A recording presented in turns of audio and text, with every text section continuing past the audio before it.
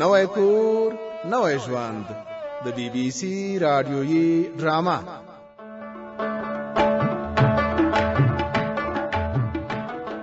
د بار کوز او سربند کلیو خلکو د غره په لمنه کې حشر کړی و. هغوی د باران اوبو د ذخیره کولو په خاطر کندې ایستلې. امید هم په دې ډله کې و. د کندو نه راایستل شوې خاورې یې په لاسګاډي کې لرې تشولې. آخر یې کار بس او دمه یې وکړه. کله چې نسیم ولید ګمان یې وکړ چې امید د حشر کار ته نه وخت تېرولو او سیل ته راغلی دی. خو الاداد امید وستایه چې ډېر کار یې کړی دی. اخوا اورو چې د پردل په دکان کې څه تېرېږي.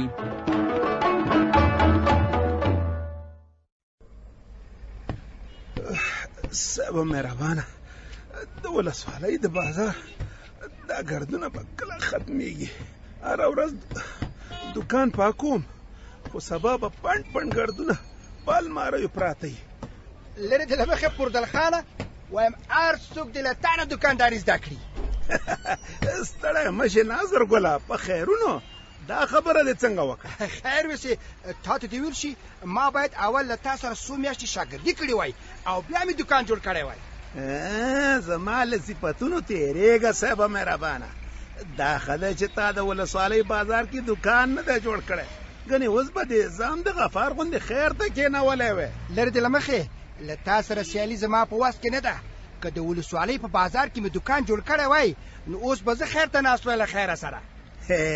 صاحبه مهربانه، زه در باندې پوه یم چې دوکانداري دې ښه په درس کې روانه ده، ځکه خو داسې زر زر سودا پسې راځي. اوس دا راته ووایه چې څه درته راواخلم؟ پردله سودا پسې نیم راغلی له خیره سره. ښه نو خیر خو به وي چې سودا پسې نه راغلی، نو څه شي ته راغلی صاحبه مهربانه؟ تا ته دې ویل شي پردل خانه راغلی یم چې ته راته یو څو زرینې مشورې راکړې. مشورې؟ د څه شي مشورې صاحبه مهربانه؟ د خبرې په سر او بر دې پوه نه شوم. لرې دې له مخې داسې مشورې راکړه چې دوکانداري مې وچلېږي او خلک رامات شي. اوس پوه شم صاحبه مهربانه، داسې مشورې به درته درکم چې دعا به راته کې. دعا. السلام علیکم. وعلیکم سلام. ستړی مشې صاحبه مهربانه. پردله یاره، وچ ادرک مې په کار دی، در سره شته دي که نه؟ زما خو څه د مسالو دوکان نه دی چې وچ ادرک به خرڅوم. لکه چې له خیره سره د چرګانو په فارم کې د یوناني طبابت هم شروع کړی دی. تا ته دې ویل سمیع الله خانه په یوناني طبابت کې زما تجربو ته خلک سلامي دي. اول به دې ما سره مشوره کړې وای. یوناني طبابت مې نه دی شروع کړی، یو بل څه ته مې وچ ادرک په کار و. اوس پوه شوم. لرې دې له مخې لکه چې چرګان دې ناروغان شوي او وچ ادرک ورکوي. چرګان نه، مور مې ناروغه ده، هغې ته یې وړم. وایي وچ ادرک ټوخی زر ښه کوي. الله دې زر ښه کړي. خو تا ته دې ویل شي یو ورځ دوه صبر وکړه. ما مې دوکان ته له ولایت نه هر رقم مسله راغوښتې، بیا به یې له ما نه واخلې. زما وچ ادرک همدا نن په کار دي. هسې سمیع الله خانه مور دې هوښیاره ښځه ده. وچ ادرک رښتیا هم د ټوخي لپاره بهترینه دوا ده صاحبه مهربانه. ښه اوس مې په دې پوی که پردله چې چېرته به یې پیدا کړم. داسې به وکړې چې همداسې مخکې لاړې نو چپ لاس ته یو کوڅه تاوه شوې، هلته د مسالو دوکانونه دي صاحبه مهربانه، هر څه پکې پیدا کېږي. خیر یوسې، خدای دې وکړي چې کوم دوکان کې پیدا شي. بېغمه اوسه، په هغې دوکانونو کې هر رقم وچې مسالې پیدا کېږي.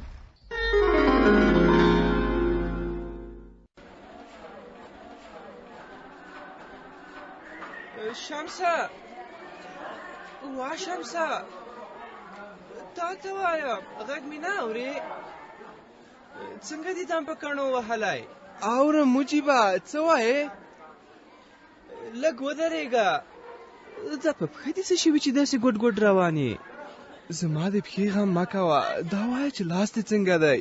مات شوی خو به نه وي؟ څنګه یې درته په ګاچو کې بند کړی؟ د خدای شکر دی مات شوی نه دی، خو هډوکي یې درز کړی. زه خو د پښې د درد له لاسه دا څو ورځې ښوونځي ته نه یم راغلی، نه پوهېږم چې ښوونکي ته به څه وایم. زما هم نن اوله ورځ ده، دا څو ورځې زه هم نه یم راغلی. بس دا دعا کوه چې خدای دې زما پښه او ستا لاس زر جوړ کړي.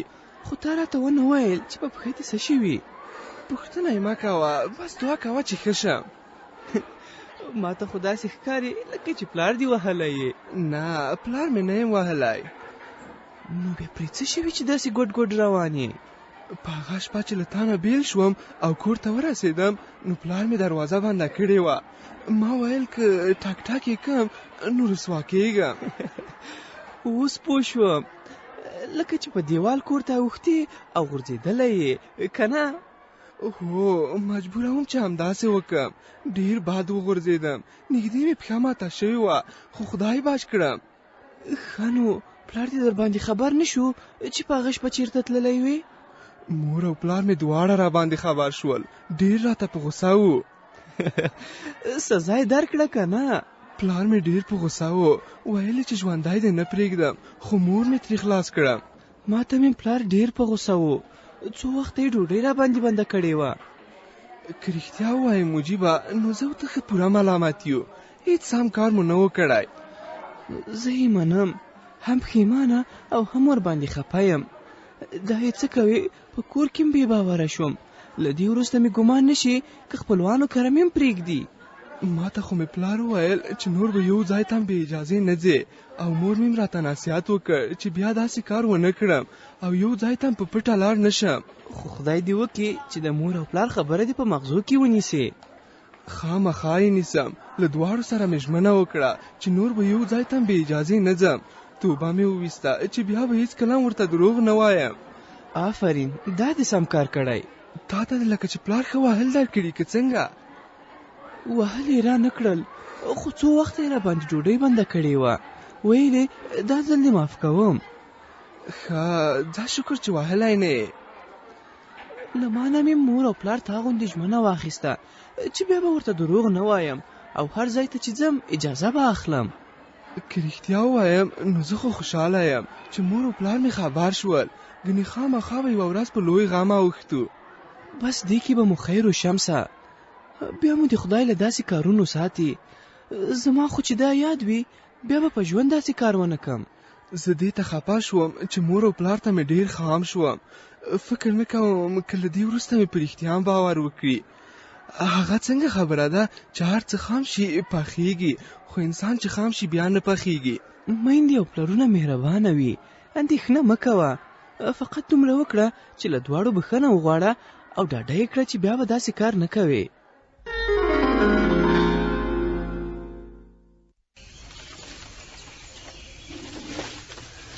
انشاءالله چې همدا به بس وي. که کم شول بیا به نور هم وروړم. سمې وله، بیا دې څه خواري شروع کړې ده؟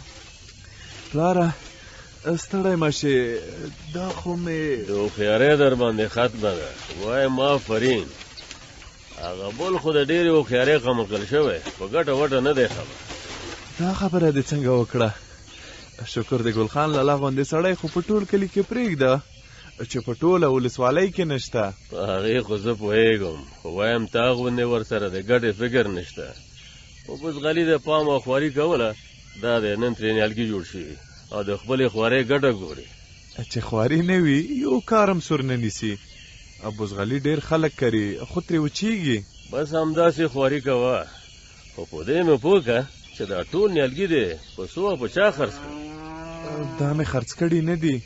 نو چې خرڅ کړي دي نه دي، بیا د څه شي در راویستي او یو ځای دې تړلي؟ درته یې وایم خو غوسه کېږي به نه. ژر مې په خبره پوهېږه، سمې وله، حوصله مې مه ختموه. دا څه دې شروع کړي دي؟ دا ټول د رغه لمن ته وړم. تر هغه لمن ته یې څه شي ته وړې؟ چې اشرګر یې د ویستلو کند تر څنګ وکړي. دا پکې نه وی اورم. تر هغه لمن کې د نیالګیو کرلو خبره له کومه شوه؟ اشر خو یوازې د کندو ویستلو ته جوړ شوی و، او اوس پکې نیالګي کرل هم ورزیات شول. دا خبره پکې له اوله وه چې د هرې کندې څنګه او شاوخوا ته نیالګي وکرل شي، نو څو کاله وروسته به وچکالي هم کمه شوې وي او د غره و رغه لمنه به هم که خدای کول ځنګل شي. تا له چا نه اجازه اخیستې چې په خپل سر د نیالګي ویستي او شر ته یې وړې؟ هېر مې شول، ته هغه وخت کور کې هم نه وې او سمندر استاد ویل چې نیالګي باید زر راوړل شي.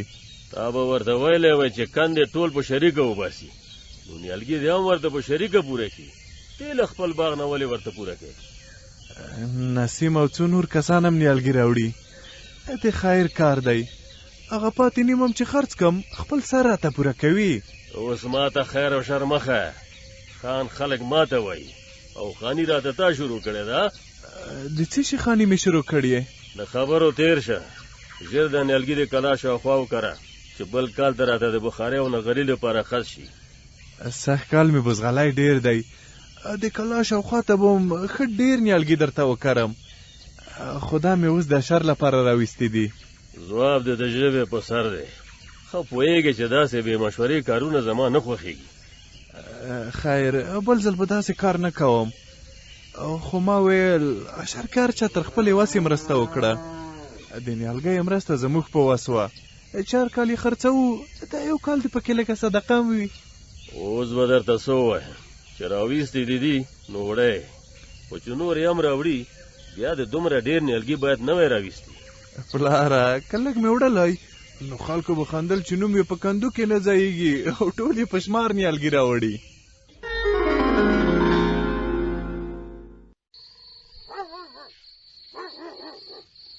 ګوره شمسه، داسې کار څوک نه کوي. په داسې کارونو خو دې ټول ژوند خرابېږي. خپل مور او پلار ته څوک دروغ نه وایي. ستا له لاسه مجید ته شرمنده شوم. هغه ویل چې زما زوی مجیب ستا د شمس له لاسه خوږ شوی. زه مې په خپل کار پښیمانه یم، بیا به داسې نه کوم. ګوره شمسه بچو، هغه متل دی وایي چې بد ګرځي بد به پرځي. څوک چې بې ځایه او په خرابو ځایونو کې ګرځي خامخا به خرابېږي. زه خو اوس هم ډارېږم چې حسنه شمس په سګرټو روږدی شوی، له موږ نه به یې پټ څه کوي. نه سګرټ مې نه دي تکولی. غوټۍ ستا خبره بالکل در سره منم، شک یې نشته. خو خدای دې وکړي چې داسې نه یې کړي. څوک چې د شپې له کوره پټ وځي او میلو ته ځي هغه د سګرټو په څکولو هم بند و خلاص نه وي. خدای خبر چې له موږ نه پټ به یې نور څه کارونه کړي وي. داسې مه وایه پلاره، داسې ګمان مه را باندې کوئ. ما یو بد کارم نه دی کړی. سمه ده، موږ به یې ومنو چې کوم خراب کار دې نه دی کړی، خو همدا له کوره پټ وتل او دروغ ویل په خپله بد کار دی. تر دروغو بل کوم خراب کار شته؟ زه ته یې خپله راته ووایه. ګوره زویه، ستا په عمر هلکان خپل درسونه وایي، که کله ساتیري او لوبې هم کوي نو په خپل کور او کلي کې یې کوي، نورو ځایونو ته نه پسې ځي. داسې پټه خوله ناست دی، ته به وایې چې سا ځینې ختلې ده. ورته غوسه کېږه مه لال بازه. ورته غوسه کېږم نه، ورته حیران یم. پوه شوې شمسه؟ هو مورې. ډېر ښه شو چې پوه شوې. پام چې بیا داسې کار ونه کې، که خبر شوم بیا به دې خیر نه وي. نه یې کوم، وعده مې ده چې بیا به داسې کارونه نه کوم. کوم چې مې کړي په هغو پښیمانه یم. توبه مې ده. سمه د زړه له اخلاصه توبه وکاږه. توبه مې ده، په ټول عمر به داسې ځای ته نه ځم چې خراب خلک پکې وي. آفرین، دا خبرې دې په زړه کې در سره وساته، هېر یې نه کې. نه یې هېروم پلاره. له دې وروسته داسې کارونه وکړه چې موږ در باندې سرلوړي او خوشحاله شو. سمه ده، همداسې کوم. دا زموږ زحمتونو ته خو وګوره. زه ټوله ورځ په پټیو کې لګیا یم، مزدوري کوم، خواري کوم، په دې خاطر چې ته درس وایې او ښه ژوند وکړې. پلار دې رښتیا وایي، موږ دا هر څه ستا لپاره کوو. ومې بښئ، زه دا منم چې کله کله به له کوره پټ وتم، خو سخت پرې پښیمانه یم. له دې وروسته به داسې کار نه کوم، دا مې در سره وعده ده.